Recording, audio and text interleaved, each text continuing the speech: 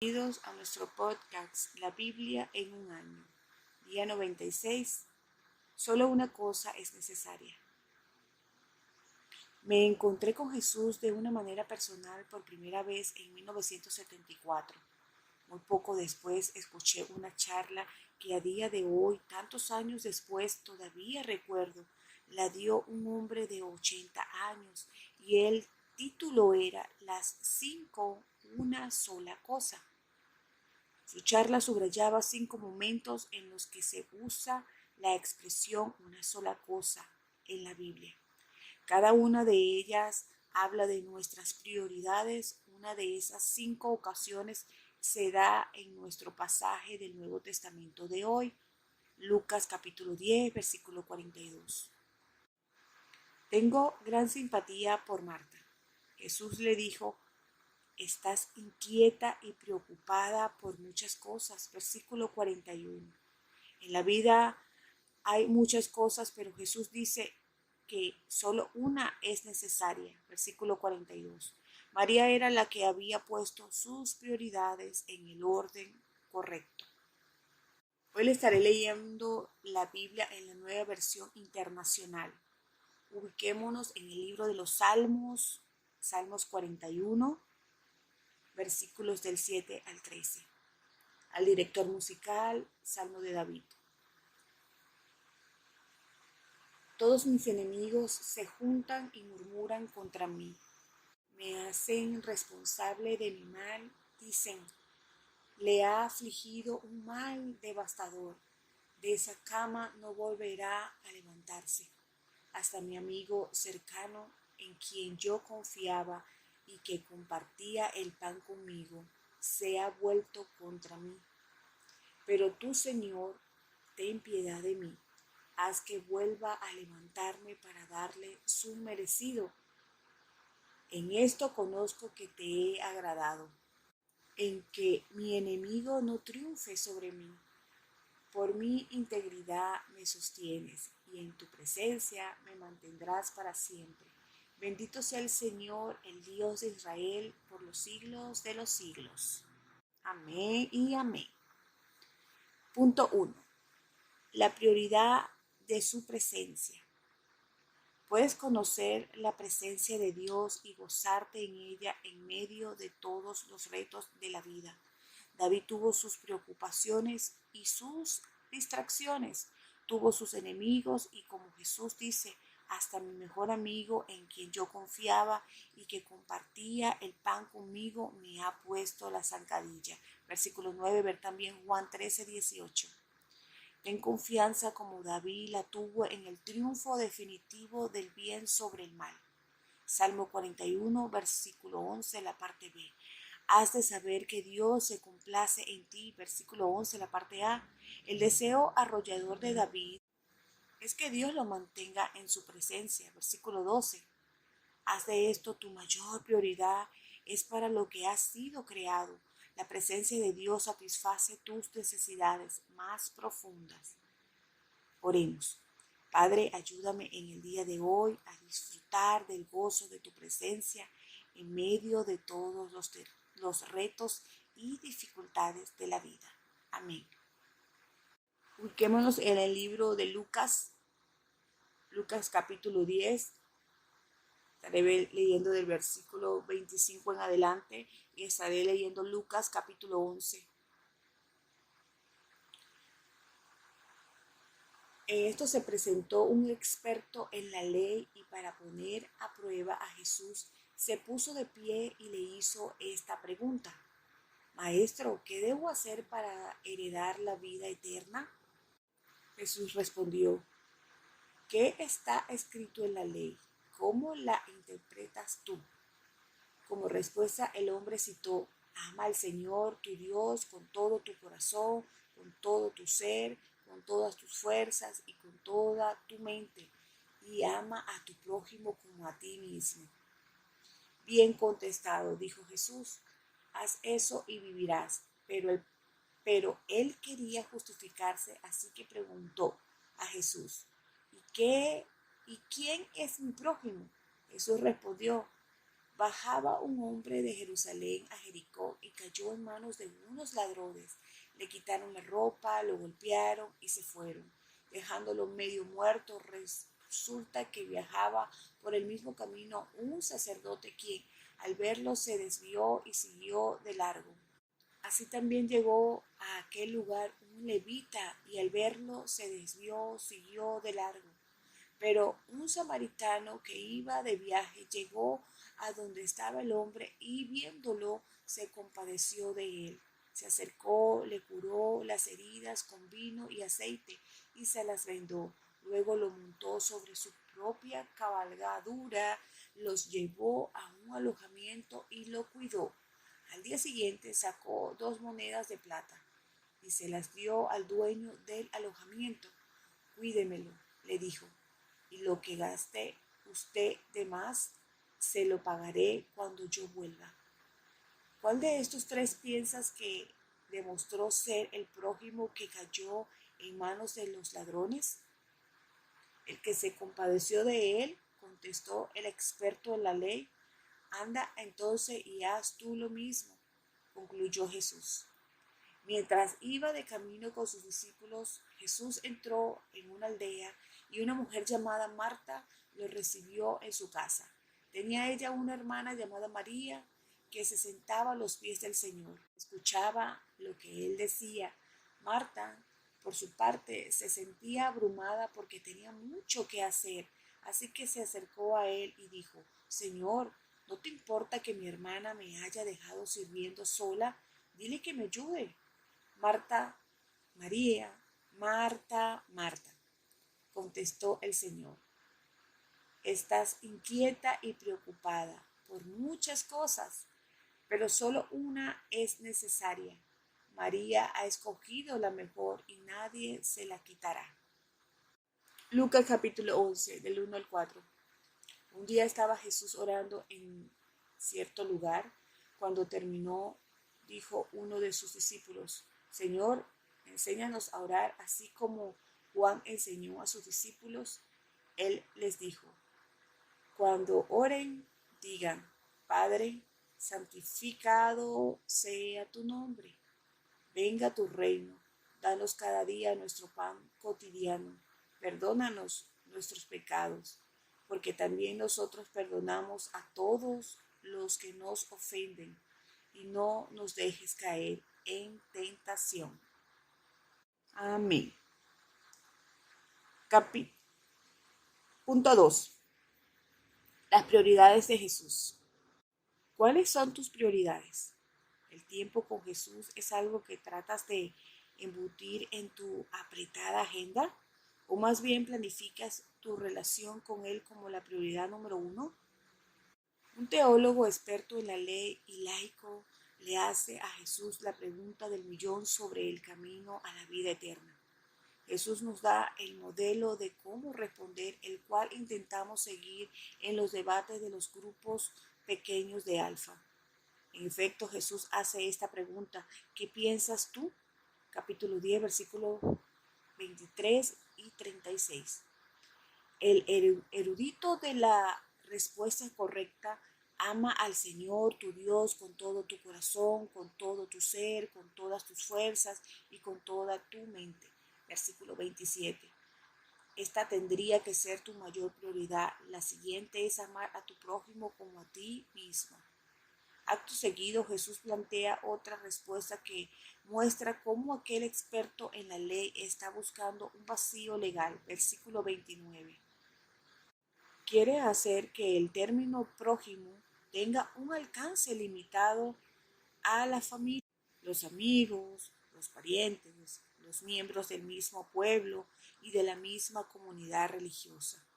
Jesús responde con una historia acerca de la injusticia. Un hombre viajaba por una carretera de conocida peligrosidad que tenía 17 millas, 27 kilómetros, y descendía 3.000 pies, 914 metros, desde Jerusalén a Jericó.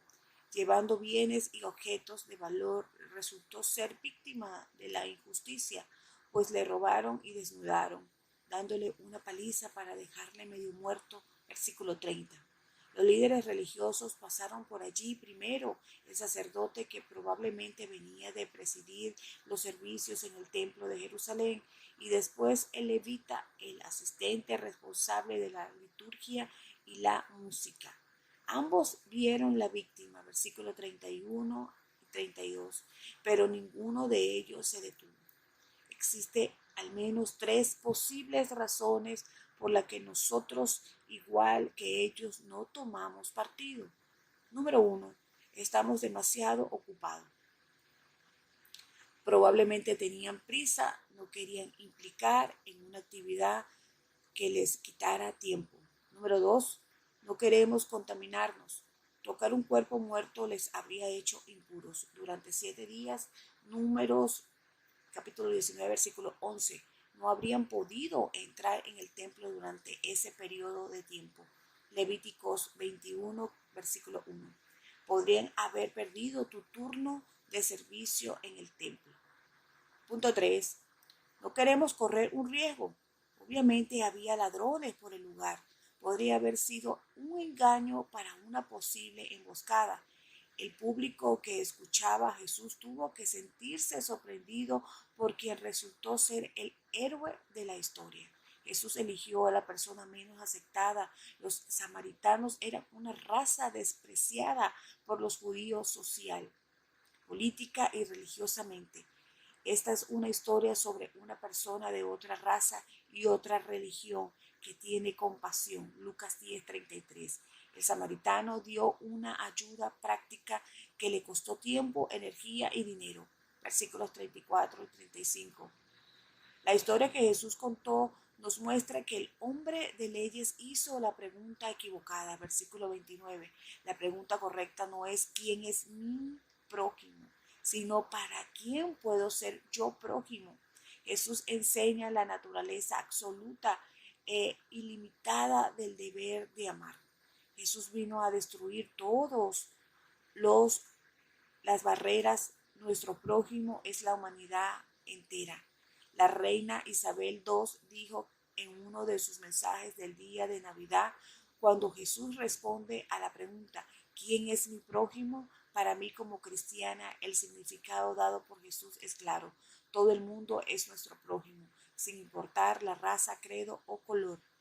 Al verlo, se desvió y siguió de largo. Versículo 31, la parte B. Es una expresión muy evocadora. Hay muchísima gente que sufre a nuestro alrededor. Una vez que los hayas visto, no sea como el sacerdote y el levita de la parábola de Jesús. No te desvíes y sigas de largo. El samaritano se compadeció, versículo 33, la parte B. Lo cuidó, versículo 34, la parte B. Y le dio su dinero, versículo 35. Al final de la historia Jesús dice, anda entonces y haz tú lo mismo, versículo 37, la parte B. Acércate a la gente necesitada, comprométete y ayúdalos. Cuando ayudas a la gente que sufre, sostienes a los caídos y restauras a los quebrados.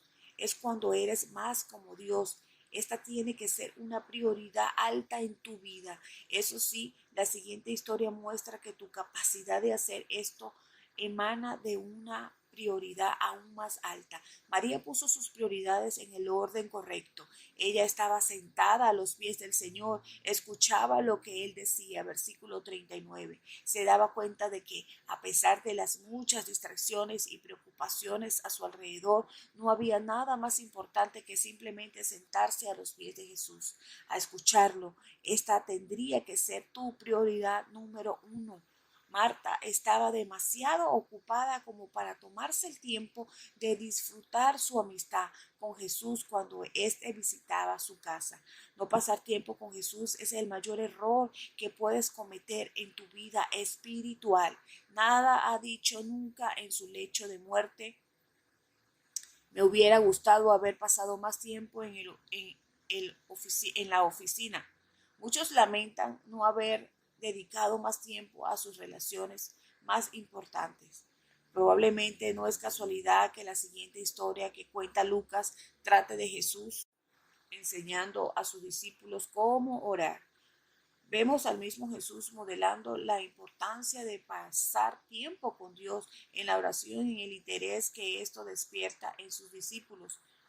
Capítulo 11, versículo 1. Este es el contexto en el que les enseña la oración del Señor. Esta oración empieza con una extraordinaria intimidad con Dios, pues en ella se te anima a llamarlo Padre. Pero una relación con Dios debería impactar también el resto de tu vida. Ora por la provisión diaria, versículo 3. Ora porque venga tu reino y piensa en los pecados que tienes que perdonar a los demás o de los que necesitas perdonar, lo que necesitas perdón. Versículo 4. Hay muchas maneras de desarrollar una relación con Jesús. Sea cual sea la manera en que lo hagas, tiene que ser la prioridad número uno. Oremos. Señor, enséñame a disfrutar de tu presencia, que tenga el amor y el valor para sostener al caído, restaurar al quebrantado y ayudar a la gente que sufre. Amén. Le estaré leyendo libros de Deuteronomio, capítulo 2, versículos del 24 en adelante, y Deuteronomio, capítulo 4, del 14 en adelante. Emprendan de nuevo el viaje y crucen el arroyo Arnón. Yo les entrego a Sihón el amorreo, rey de Hesbón y su tierra. Láncense a la conquista, declárenle la guerra. Hoy mismo comenzaré a infundir entre todas las naciones que hay debajo del cielo terror y espanto hacia ustedes. Cuando ellas escuchen hablar de ustedes, temblarán y se llenarán de pánico. Desde el desierto de Cademot envié mensajeros a Sihón, rey de Hesbón, con esa oferta de paz. Déjanos pasar por tu territorio, nos mantendremos en el camino principal, sin desviarnos ni a la derecha ni a la izquierda. Te pagaremos todo el alimento, todo el agua que consumamos, todo. Solo permítenos pasar, tal como nos lo permitieron los descendientes de Esaú, que viven en Seir, y los moabitas que viven en Ar. Necesitamos cruzar el Jordán para estar en la tierra que nos da el Señor nuestro Dios.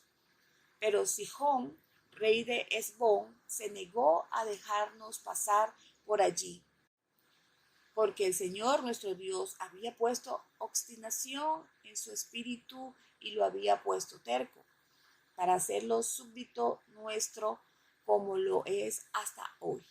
Entonces el Señor me dijo, ahora mismo voy a entregarles a Sihón y su país. Láncense a conquistarlo y tomen posesión de su territorio. Cuando Sihón, acompañado de todo su ejército, salió a combatirnos en Yahaza, el Señor nuestro Dios nos lo entregó y lo derrotamos junto con sus hijos y todo su ejército. En aquella ocasión conquistamos todas sus ciudades y las destruimos por completo. Matamos a varones, mujeres y niños. Nadie quedó con vida. Solo nos llevamos el ganado, el botín de las ciudades que conquistamos. Desde Aroer, que está a la orilla del arroyo Arnón, hasta Galaad, no hubo ciudad que nos ofreciera resistencia. El Señor nuestro Dios nos entregó las ciudades una a una. Sin embargo, conforme a la orden del Señor nuestro Dios, no nos acercamos al territorio amonita, es decir, a toda la franja que se extiende a lo largo del arroyo Jaboc, ni tampoco a las ciudades de la región montañosa. Deuteronomio capítulo 3. Derrota de Og, rey de Basán. Versículo 1. Cuando volvíamos, tomamos el camino de Basán. Entonces el rey Og, que gobernaba ese país, salió con su ejército para hacernos frente en Edrei. Pero el Señor me dijo, no le tengas miedo porque voy a entregar en tus manos a Og con su ejército y su territorio. Harás con él lo mismo que hiciste con Sihón, el rey de los amorreos, que vivía en Hesbón. Y así sucedió, el Señor nuestro Dios también entregó en nuestras manos al rey de Basán y a todo su ejército.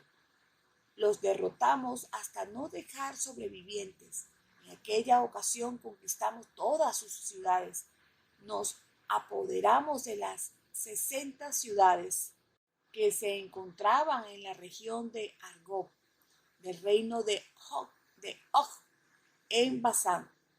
Todas esas ciudades estaban fortificadas con murallas altas, con portones y barras, sin contar las muchas aldeas no amuralladas, tal como hicimos con Sihón, rey de Hesbón. Destruimos por completo las ciudades con sus varones, mujeres y niños, pero nos quedamos con todo el ganado y el botín de sus ciudades. Fue así como en aquella ocasión nos apoderamos del territorio de esos dos reyes amorreos, es decir, de toda la porción al este del Jordán, desde el arroyo Arnón hasta el monte Hermón, al que los sidonios llaman Sirión y los amorreos Senir.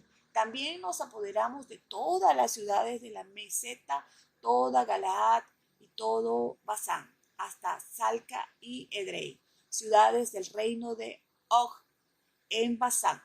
Por cierto, el rey Og de Basán fue el último de los refaitas. Su cama era de hierro y medía 9 codos de largo y 4 codos de ancho. Todavía está en Rabá de los amonitas.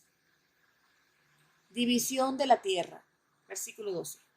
Una vez que nos apoderamos de esa tierra, a los rubenitas y a los gaditas les entregué el territorio que está al norte de Aroer, junto al arroyo Arnón.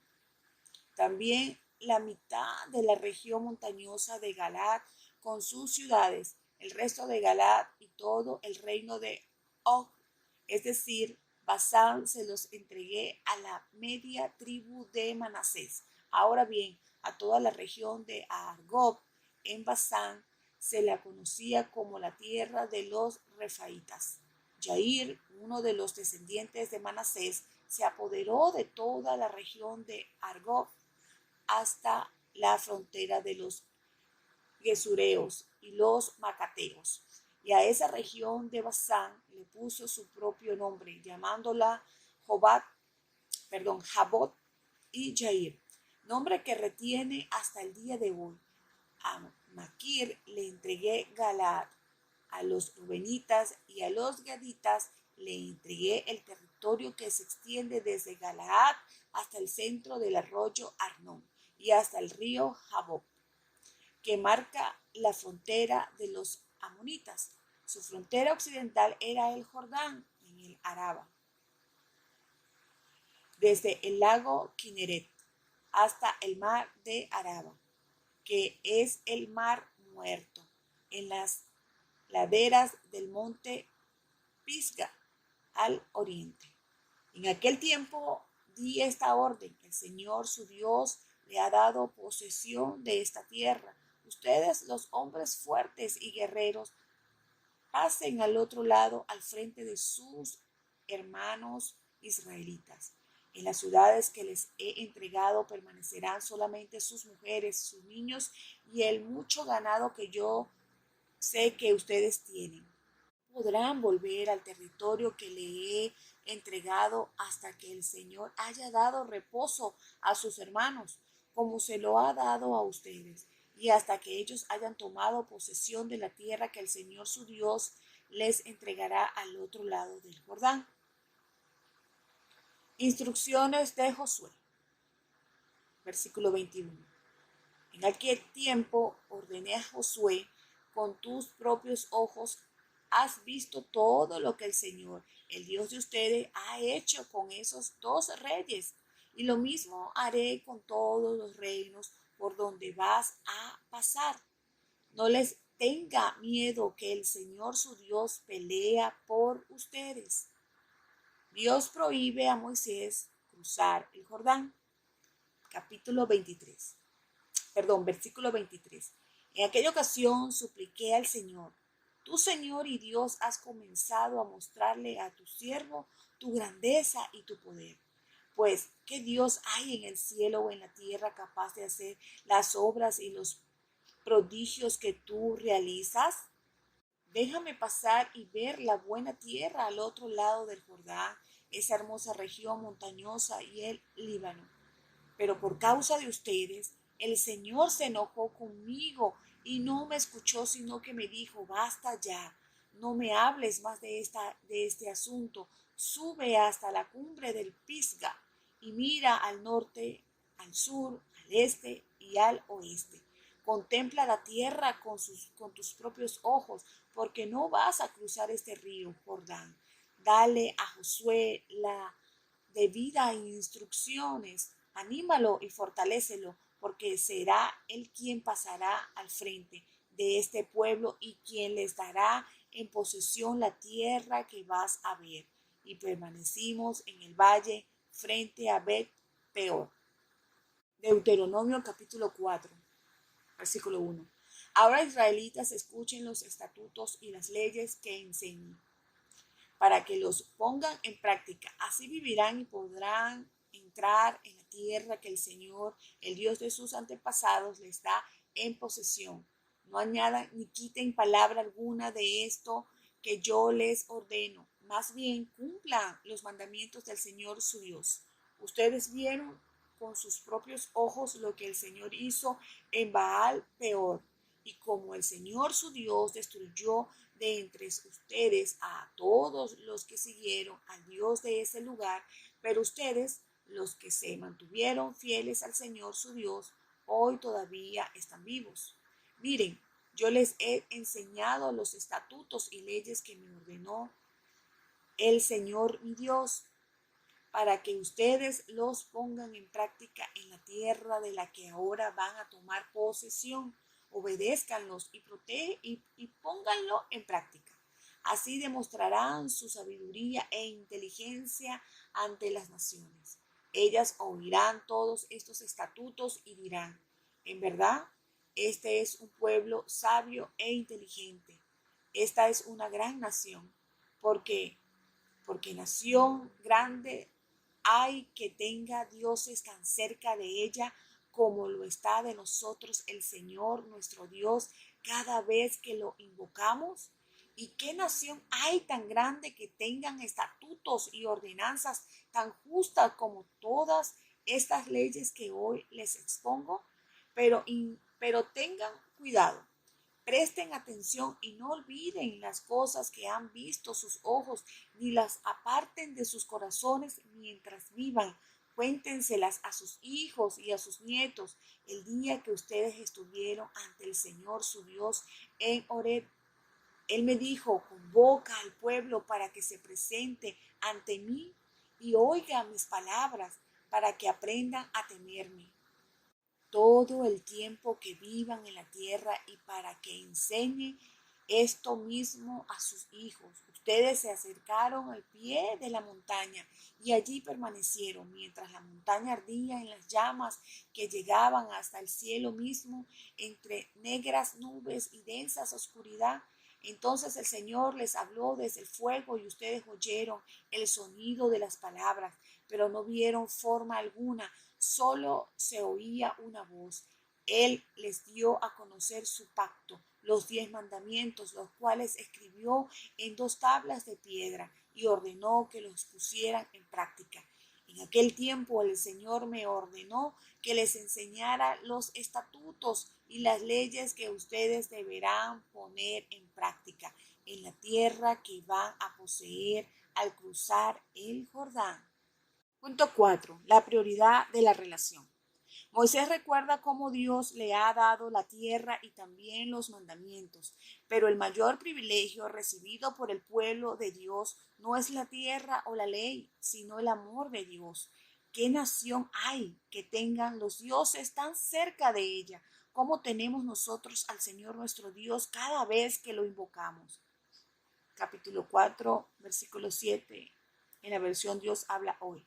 mas aún parece que hay una conexión intencionada entre la manera en la que se instruyó al pueblo de Dios para vivir y el impacto que tendría en otras naciones. Versículo 6. Dios quiere que fueran un ejemplo notoriamente visible, tanto de la naturaleza del Dios que veneraban como de la calidad de la justicia social adoptada por su comunidad. En otras palabras, seguir el ejemplo del buen samaritano tiene consecuencias a la hora de evangelizar.